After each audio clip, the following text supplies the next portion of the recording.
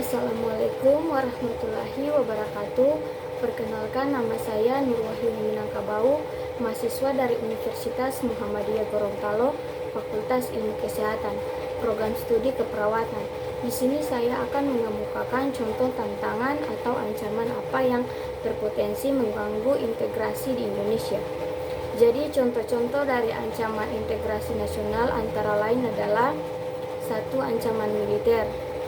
Jenis ancaman ini yang menggunakan persenjataan secara militer dalam rangka bertujuan untuk mengganggu ataupun ingin menjatuhkan kedaulatan, keselamatan, dan keutuhan di suatu negara yang sedang diincar. Dari ancaman militer ini kita juga akan mengenal adanya ancaman dari dalam negeri maupun ancaman dari luar negeri yang masing-masing dapat diartikan sebagai berikut. 1. Ancaman dari luar negeri, yang berarti semua bentuk dari segala ancaman yang berasal dari luar negeri berkaitan dengan pertahanan dan keamanan nasional. Contoh dari ancaman luar negeri antara lain: 1. Agresi, di mana pada agresi adalah tindakan penggunaan senjata yang dilakukan oleh negara lain terhadap kedaulatan negara bersifat ancaman yang bisa merugikan suatu negara yang sedang dijadikan target invasi. 2. Terdapatnya pelanggaran wilayah. Berbagai upaya yang dilakukan oleh negara lain yang ingin melakukan invasi bisa saja memasuki wilayah-wilayah tanpa adanya izin maupun dan melakukan invasi secara langsung dengan mengarahkan pesawat tempur dalam penyerangan. Tentu saja sifatnya ini sangat mengancam. 3. Spionase. Tindakan ini untuk mendapatkan informasi yang bersifat rahasia yang didapati, terutama jika informasi itu adalah informasi tentang dari suatu negara, baik dari segi maupun dan kegiatan ini biasanya dilakukan oleh intelijen. 4. Sabotase. Tindakan ini merusak baik itu bangunan, peralatan, dan senjata yang sudah direncanakan oleh negara lain terhadap suatu negara yang dijadikan sebagai target. 5. Aksi terorisme. Nah, tindakan mencoba untuk membangkitkan perasaan teror atau perasaan yang mengerikan untuk masyarakat yang ada di negara yang sedang diincar. Nah, kita masuk ke ancaman kedua.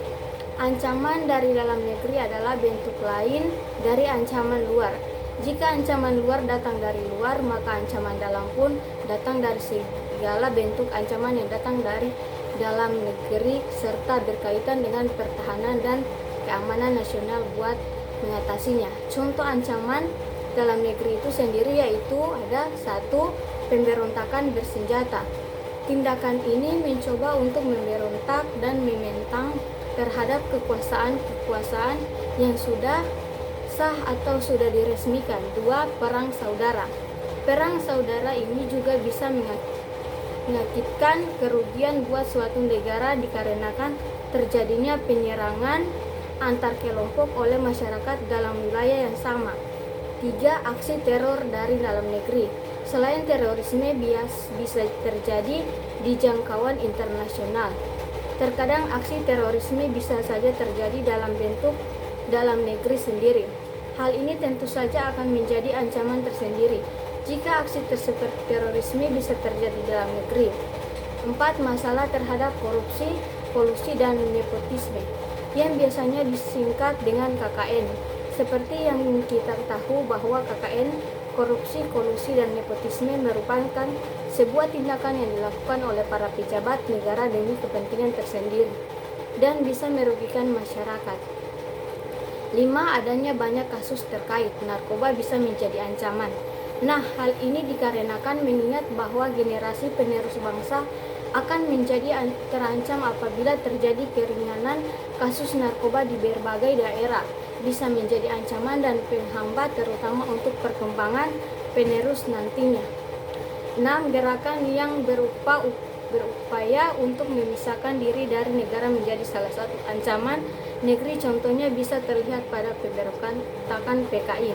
Nah, ancaman yang terakhir, 2. Ancaman non-militer. Ancaman ini berbeda dengan ancaman militer yang menggunakan persenjataan untuk meruntuhkan kedaulatan suatu negara. maka ancaman non-militer ini tidak memerlukan persenjataan militer untuk meruntuhkan kedaulatan, keutuhan, dan keselamatan negara, melainkan mereka melalui pergaulan yang disebut-sebut sebagai pengaruh negatif dari globalisasi. Nah, walaupun tidak memerlukan persenjataan, tetapi ancaman non-militer tetap saja dinilai dapat berpotensi membahayakan kedaulatan suatu negara.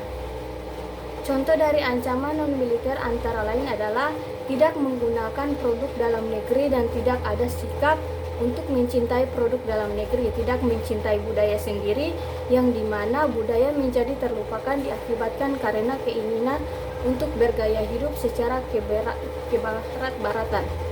Mungkin hanya itu penjelasan singkat dari saya dapat saya sampaikan oleh, dan kurangnya saya mohon maaf.